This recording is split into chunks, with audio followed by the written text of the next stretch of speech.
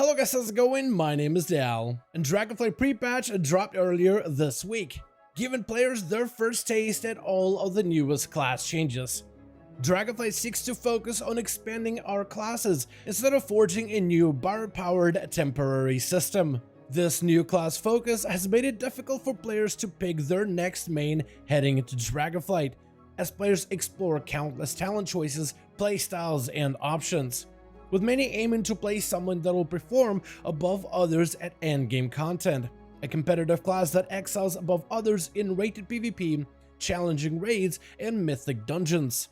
I've been getting a lot of messages from you guys asking me which classes are currently the top performers in Dragonflight pre-patch for Mythic Plus, and which playstyles are looking to dominate when the game officially launches November 28th.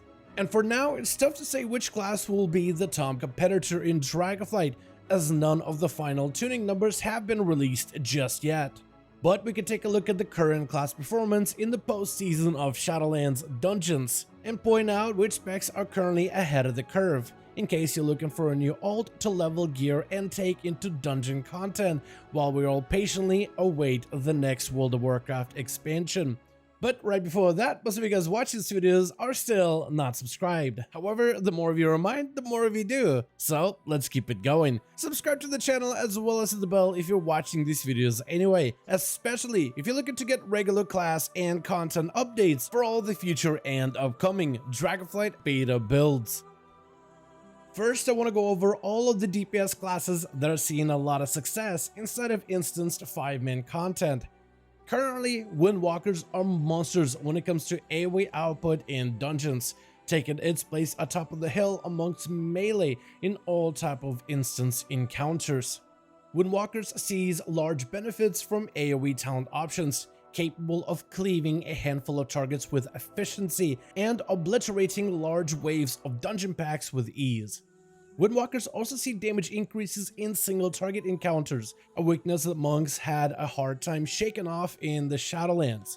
New talent choices allow them to bolster their single boss output, which helps them become more well-rounded when it comes to PvE content.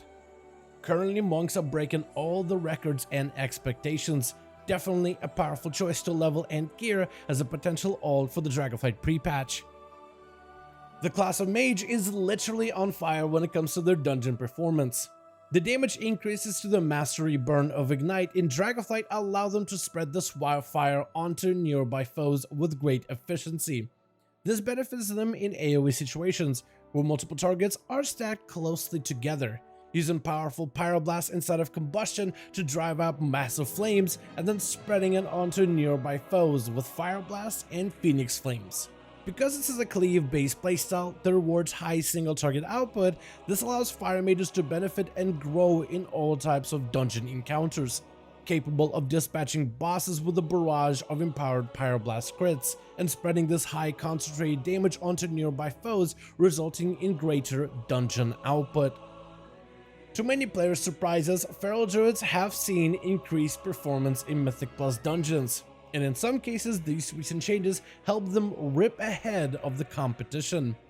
Feral Druids have gained a lot more support in AoE encounters, with bleeds and bites that help them cleave nearby targets.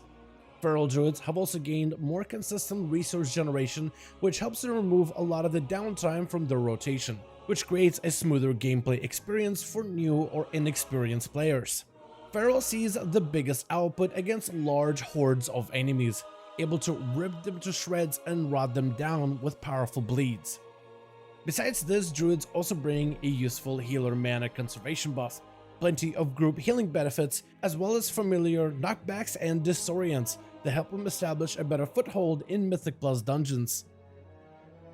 This next class I initially wanted to place into the list, but for now it'll just get an honorable mention, mostly because it has benefited greatly from a critical bug that caused it to overperform so far in the Dragonflight pre-patch, and Affliction Warlock would have easily made it into this list, especially with their increases to their overall AoE output. Dark Glare is now capable of cleaving all targets afflicted by corruptions and afflictions, and Soulburn causes enemies that perish to explode, creating a cascade of eruptions that grows larger against increasing numbers of enemies. Affliction Warlocks have dominated in single target encounters this week due to a critical bug that caused the damage of Soul Drain, which can be supercharged through various talent options to benefit greatly from the Necrolord Covenant. This bug has recently been hotfixed, which will definitely impact Affliction Warlocks against bosses. It's possible that the spec will still perform well, but for now I want to give Affliction an honorable mention since they saw early success during pre-patch. Next, I want to go over the tank specs that are leading ahead in endgame dungeons. Most tanks are pretty close to one another in terms of performance, both when it comes to survivability and damage capabilities. Some tanks perform better in raids, while others found themselves slightly better suited for Mythic Dungeons. Blood Death Knights continue to dominate as a leading choice when it comes to Mythic Plus content, as they maintain their powerful wound weapon synergy in Dragonflight, which bolsters their defense as well as their offense. Blood Death Knights can amplify the Blood Plague disease, with talents that increase its overall damage, generating better output while draining the life essence of their foes for greater survivability. Blood also unlocks the potential of Death and Decay, enhancing the performance while standing on desecrated ground, further bolstered if they play the Night Fate Covenant.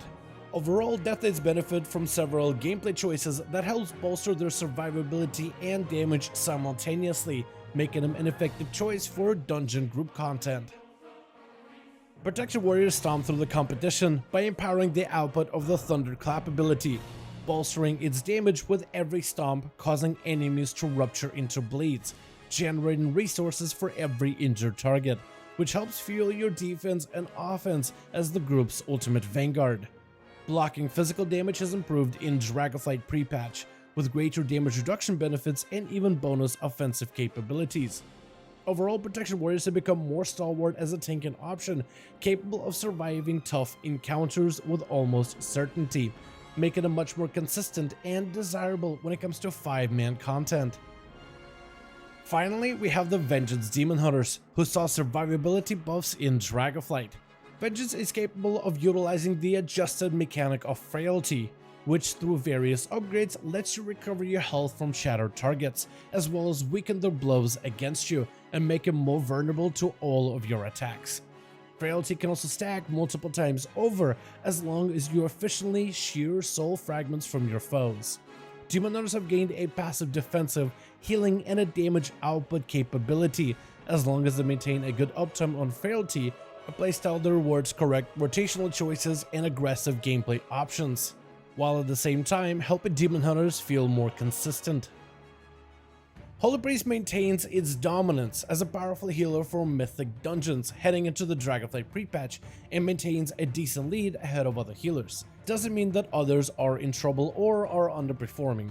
Healers like Resto Druids, Disc Priest, Resto Shamans, Holy Paladins, and Mistweavers are fairly close to one another and excel in specific endgame PvE and PvP content. Some even do well in Mythic Plus dungeons depending on the encounter, but Holy Priest maintains a decent lead ahead of others in dungeons specifically. Holy continues to offer some of the strongest single target healing in this recent update, which allows them to complement all tanks and different playstyles in Mythic Plus encounters, with new talents that help them improve their emergency healing capabilities, making them much more reactive when dealing with unexpected damage. Holy also gains access to a bolstered offensive kit, which helps them contribute to group damage and beat the timer.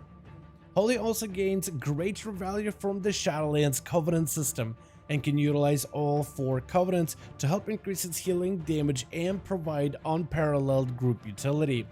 Priests lose access to these borrowed powers heading into Dragonflight, which will hopefully help even out all healers when it comes to endgame dungeon content.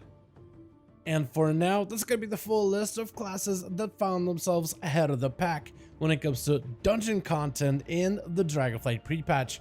I want to thank you all so much for watching this video and I hope you guys enjoyed. Let me know your thoughts in the comments below.